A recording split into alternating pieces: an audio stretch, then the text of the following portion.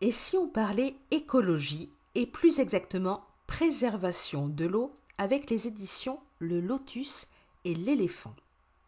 Nous sommes les gardiens de l'eau. Tel est le message porté par Carole Lindstrom et Michaela Goad qui nous emporte avec cette belle histoire inspirée de la sagesse amérindienne. Dans la culture Ojibwe, les femmes sont les gardiennes de l'eau et les hommes les protecteurs du feu.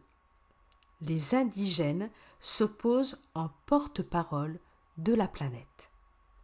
Lorsqu'un serpent noir menace de détruire la terre et de souiller l'eau, une jeune gardienne se dresse pour défendre la ressource sacrée. Cette petite fille est très touchante. On ne peut qu'adhérer à son message. Lutter pour l'eau, lutter pour la terre, lutter d'une seule voix. Ce livre est une vraie pépite, tant par la force du message qu'il véhicule que pour les illustrations poétiques et mystiques. J'ai adoré la finesse des traits de l'illustratrice. La palette des couleurs est juste sublime. Une ode au respect de la planète et des êtres vivants qui s'inscrit parfaitement dans la ligne éditoriale de cette jeune maison d'édition. Le Lotus et l'Éléphant, avec ses ouvrages, accompagne le lecteur sur le chemin de la vie.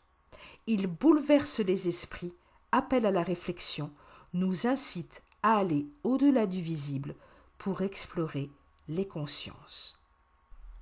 Cet ouvrage ne vous laissera pas indemne, il va vous amener à la réflexion. D'ailleurs, pour inclure le jeune lecteur dans cette démarche écologique, un serment des gardiens de la terre et des protecteurs de l'eau peut être signé à la fin du livre.